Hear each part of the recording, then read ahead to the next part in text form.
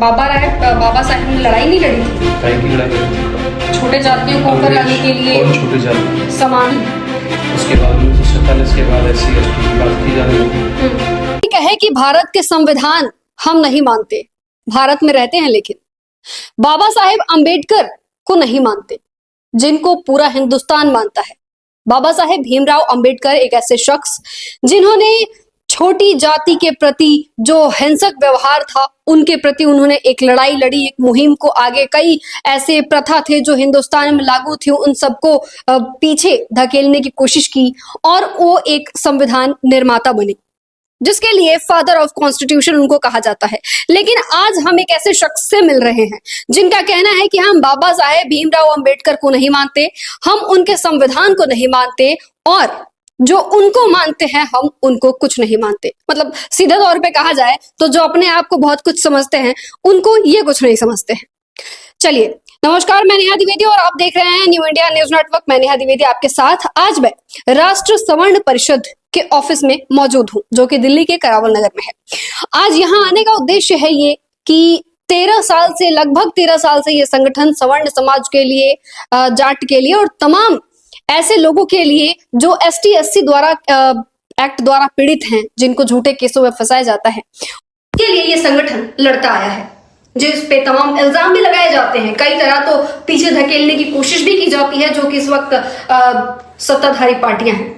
चलिए इस बात से थोड़ा सा आगे बढ़ते हैं, सीधा हम सर के पास चलते हैं। सर, हमारे साथ इस वक्त मौजूद है पंकज धरैया जी, पंडित पंकज धरैया जी। सर, आपका स्वागत है। धन्यवाद जी। आपका सबसे पहले तो आप जरा ये बताएं कि आपका इतना बड़ा ये मुहिम लेके आप चल रहे हैं और सीधा आप ये बोलते हैं कि हम फादर ऑफ कॉन्स्टिट्यूशन को नहीं मानते हैं, क्यों? पहले तो फादर ऑफ कॉन्स्टिट्यूशन है कौन? बाबा साहेब भीमराव अंबेडकर। कैसे कह सकते हैं? वो 399 लोग कौन थे?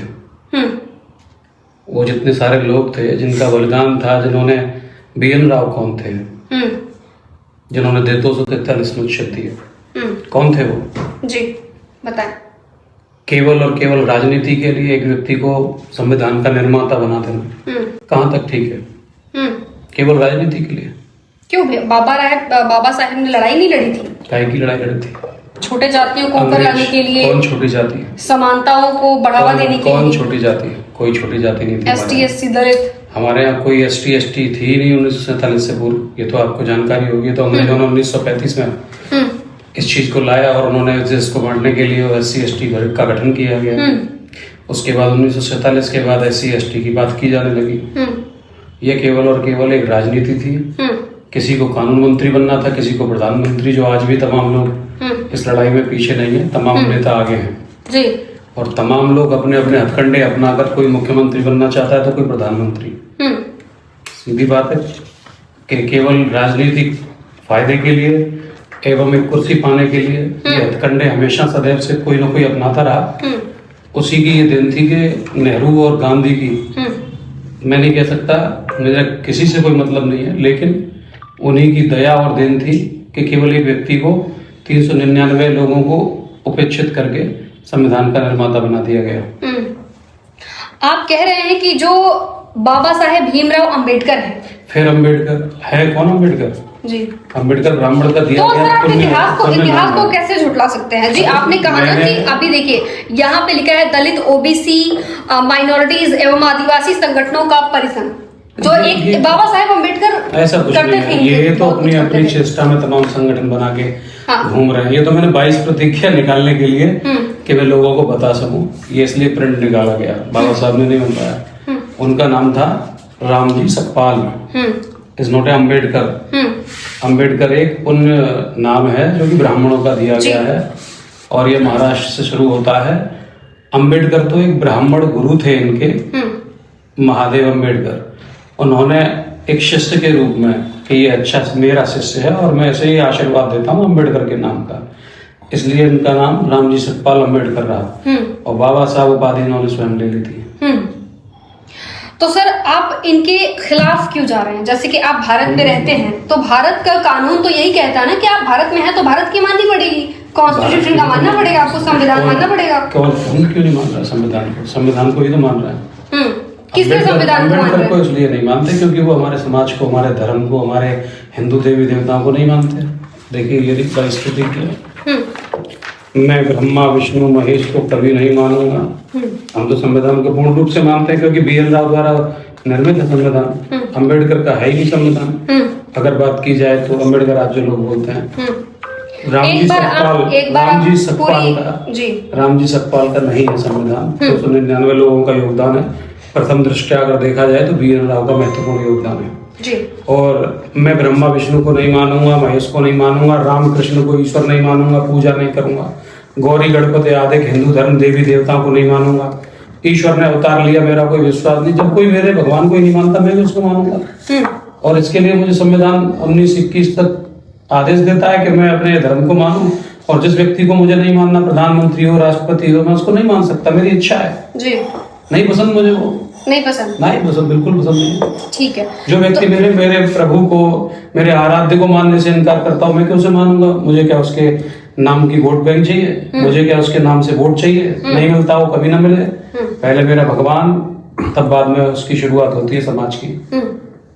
तो यानी कि इस देश में जितने भी ST SC OBC लोग हैं जो बाबा साहेब भीमराव अंबेडकर को अपना गुरु मानते हैं, अपना भगवान मानते हैं, पूजते हैं, तो आप उनको भी दरकिनार कर रहे हैं। सच्चा सनातनी कोई भी बाबा सतपाल को नहीं मानता। अंबेडकर को फिर अंबेडकर ना करें। अंबेडकर नहीं है वे, रामजी सतपाल, उनका नाम लीजिए, रामजी सतपाल। उसे SC ST के जो लोग हैं, जो सच्चे सनातनी हैं, वो नहीं मानते हैं। क्योंकि SC ST का मतलब क्या है ये खुद ही नहीं पता लोगों को। एक बना दिया रिजर्व कोटा कि भाई ये दलित और पिछड़े ना, तो दलित और पिछड़े की परिभाषा ज्ञात होनी चाहिए हमें। दलित का मतलब है शोषित, वंचित, पीड़ित और कमजोर। क्या वाकई में जो SC ST कैटेगरी में है मीणा आपको शोषित वंचित दिखते हैं? मारेंगे भला और उखाड़ देंगे खाल। मीणा, क्या आप जिस जाटव जाति की बात करती हैं वो आपको शोषित वंचित दिखती है? जो चमड़े को उछालने की ताकत रखती हो, वो SC ST बना दी गई है। सड़कों पे 1,000 लोगों को लेके सड़क पर उतर आते हैं वो लोग। तो बाबा साहेब अम्बेडकर का नाम लेके अक्सर जंतर मंतर पे देखा जाता है कि लोग बोलते हैं तिलक तराजू और तलवार इनको मारो जूते जार। क्या कहेंगे फिर इसमें? हाँ, शोषित वंचित तो वही हैं जो लोग, जिनके लिए गालियां दी जा रही हैं, जो घरों से नहीं निकल रहे हैं। शोषित जो भी है, जिसको ब्राह्मण को मतलब तिलक तराजू और तलवार इनको मारो जूते चार।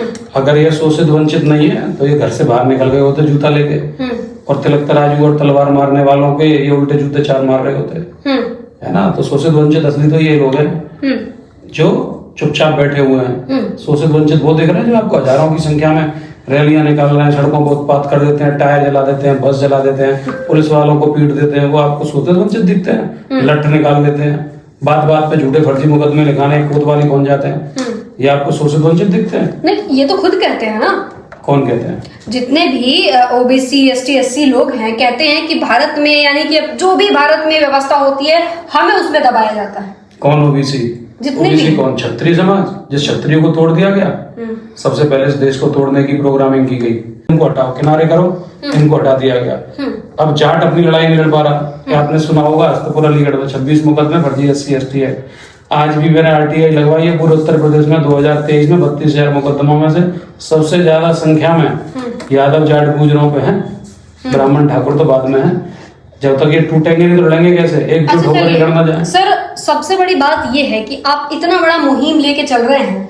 इस मुहिम में देखिए कहीं ना कहीं हमारे देश की जितनी भी पॉलिटिकल पार्टियां हैं, खासतौर पे अभी जो सत्ताधारी पार्टी है BJP, ये भी एक हिंदुवादी पार्टी के तौर पे जानी जाती है। तो क्या आप दोनों मिलके काम नहीं कर सकते? BJP हिंदुओं के लिए आवाज नहीं उठा रही है? कहाँ से देखते हैं? ये हिंदुवादी है। क्यों?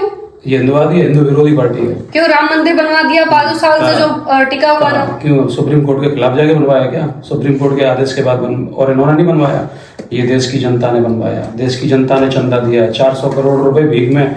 अभी आपने देखा होगा हनुमान जी का बड़ा स्थल तोड़ के वहां पे पूरा क्षेत्र कवर्ड करके मध्य प्रदेश में अम्बेडकर धाम बनाया गया। जो व्यक्ति मूर्ति पूजन में विश्वास नहीं करते थे, उस व्यक्ति का वहां पे धाम बना दिया गया।